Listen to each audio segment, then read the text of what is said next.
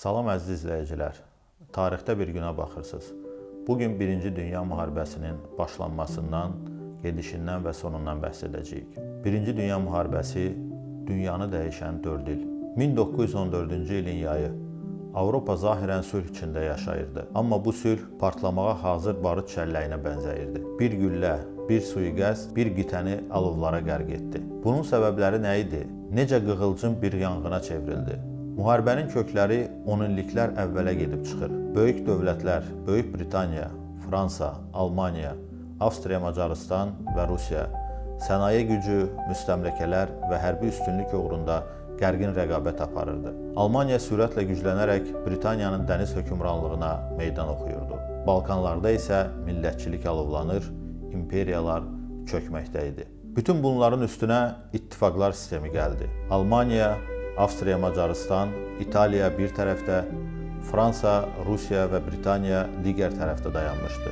Bu kiçik bir toqquşmanı belə anında böyük müharibəyə çevirə biləcək təhlükəli tarazlıq idi. Qığılcım isə 28 iyun 1914-cü ildə Sarayevada alovlandı. Avstriya-Macarıstan taxt-tacının varisi Ferdinand Serb millətçisi tərəfindən qətlə yetirildi. Qatil Gavrilo Princip cəmi 19 yaşında olan Bosniyalı Serb tələbəsi idi. O, Gənc Bosniya adlı milliyyətçi hərəkatın üzvü kimi Gizli Qara Əl Təşkilatının istəyi ilə hərəkət edirdi. Onun məqsədi Bosniya-Hersegovinanı Avstriya-Macarıstan hakimiyyətindən qurtarıb bütün Cənub Slavyan xalqlarını, yəni serbləri, xorvatları, slovenləri vahid müstəqil dövlət altında birləşdirməyə xidmət etmək idi.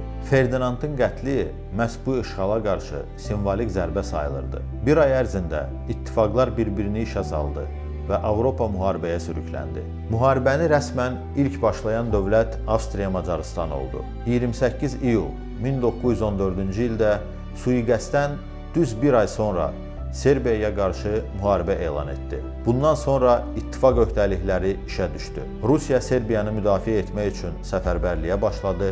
Almaniya isə buna cavab olaraq Rusiya və Fransaya qarşı müharibə elan etdi. Bəs müharibənin gedişatı necə idi? Səngərlərdə 10 minlərlə əskər çürüyürdü. Hərbiçilər müharibənin Milad bayramına qədər bitəcəyini düşünürdü. Əvəzində dünya 4 il davam edən qanlı bir tıxaca düşdü. Qərb cəbhəsində qoşunlar səngərlərə bastırılırdı. Xəttlər arasında yalnız tikanlı məftillər və pulemyot atəşi əskərlərin ölümü ilə müşayiət olunurdu. Bir neçə metr üçün minlərlə insan həyatını itirirdi. Yeni silahlar müharibəyə qorxunc üz qazandırdı. Kimyavi qazlar, tanklar, təyyarələr, sualtı qayıqlar, bütün bu silahlar 1-ci Dünya Müharibəsində aktiv istifadə olunurdu. Verdun və Somme kimi döyüşlər insan itkilərinin simvoluna çevrildi. Təkcə Somme döyüşünün ilk günündə Britaniya ordusu 20 mindən çox əskərini itirdi. 1917-ci ildə iki hadisə müharibənin gedişatını dəyişdi. Rusiyada inqilab ölkəni müharibədən çıxardı, ABŞ isə Antanta tərəfindən müharibəyə qoşuldu. Bu, tərəzini qəti şəkildə Antantanın xeyrinə əydi. Bəs bu müharibənin sərkərdələri və mühüm simaları kimlər idi? Bu müharibə həm də bir neçə adın tarixə həkk olunduğu dövr kimi yadda qaldı. Fransız generalı Ferdinand Foch sonda Antanta qoşunlarının baş komandanı kimi qələbəyə imza atdı. Almaniya tərəfdə isə Paul von Hindenburg və Erich Ludendorff ordunu idarə edirdi. Praktik olaraq ölkənin taleyini həll edirdilər. Britaniyada isə general Douglas Haig qərb cəbhəsindəki qoşunlara rəhbərlik edirdi. Onun adı Somme kimi qanlı döyüşlərlə birgə xatırlanır. Siyasi liderlər də döyüş meydanı qədər önəmli idi. Britaniya baş naziri David Lloyd George, Fransa lideri Georges Clemenceau və ABŞ prezidenti Woodrow Wilson müharibənin sonunu və gələcək sülhü formalaşdıran şəxslər oldu. Wilsonun 14 bəndi gələcək dünya nizamı üçün ilk şərtlərdən biri sayılır. Müharibənin kilit döyüşləri hansılar idi? Bir neçə döyüş müharibənin gedişatını həll etdi. Marna döyüşü 1914-cü ildə baş tutan bu döyüş Almaniyanın Parisi tez tutmaq planını iflasa uğratdı və uzun sürəcək mövqe müharibəsinin başlanğıcı oldu. Verdun döyüşü 1916-cı ildə baş tutan bu döyüş 10 aydan çox davam etdi. Hər iki tərəfdən yüz minlərlə əskər həlak oldu. Fransız müqavimətinin simvoluna çevrildi. Somme döyüşü. 1916-cı ildə baş tutan bu döyüş tarixin ən qanlı döyüşlərindən biri. Tankların ilk dəfə istifadə olunduğu meydan müharibəsidir. 1 iyul 18 noyabr tarixləri arasında davam edən bu döyüş cəmi bir neçə kilometrlik ərazi uğrunda aparılırdı.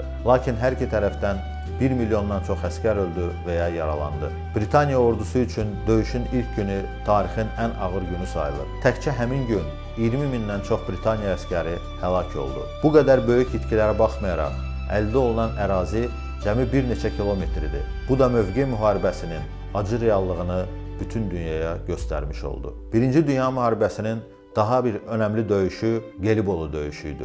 Gelibolu əməliyyatı 1915-ci ildə baş tutdu. Antantanın Osmanlını cəbhədən çıxarmaq cəhdi uğursuzluqla nəticələndi. Ağır itkilərə səbəb oldu. Gelibolu döyüşündən bəhs edərkən Türk xalqının lideri Mustafa Kemal Atatürk haqqında bəhs etməmək mümkün deyil. Bu döyüşdə o zaman yarbay rütbəsində olan gənc zabit Mustafa Kemalın xüsusi yeri var. O sadəcə əmr verən bir sərkərdə deyildi. Döyüş meydanını dəqiq oxuyan strateg, əskərlərinin gözünün içinə baxıb inam aşılayan lider və özü də ön xəttdə həyatını riskə atan şəxsiyyət idi. Konur təpəsində düşmənin növbəti hərəkətini əvvəlcədən görüb mövqe tutması döyüşün taleyini dəyişdi. Onun "mən sizə hücumu deyil, ölümü əmr edirəm" çağırışı sadəcə sərt bir əmr deyil, əskərlərinə vətən uğrunda fədakarlığın nümunəsini göstərən şəxsi təslimiyyət idi.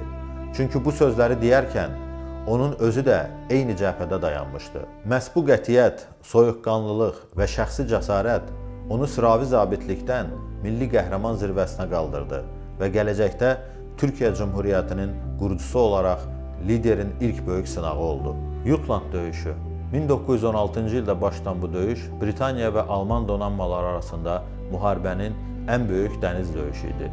31 may 1916-cı ildə Şimal dənizində baş verən bu qarşıdurmada 250-dən çox gəmi və 100 mindən artıq dənizçi iştirak edirdi. Almaniya taktiki cəhətdən daha çox gəmi batıraraq üstünlük qazandığını iddia etsə də, döyüşdən sonra öz donanmasını limanlarda saxlamağa üstünlük verdi. Nəticədə Britaniya dənizdəki hökmranlığını qoruyub saxladı və Almaniyaya qarşı dəniz blokadası davam etdi. Bu da müharibənin sonuna doğru Almaniyanın acınacaqlı vəziyyətinə önəmli təsir etmiş oldu. Birinci Dünya müharibəsinin nəticələri haqqında bəhs edərkən buna köhnə dünyanın sonu da deyə bilərik. 1918-ci ilin noyabrında Almaniya təslim oldu.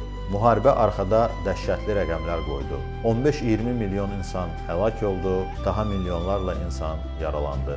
4 böyük imperiya, Rusiya, Osmanlı, Avstriya, Macarıstan və Almaniya imperiyaları süqut etdi. Xəritədə onlarla yeni dövlət yarandı.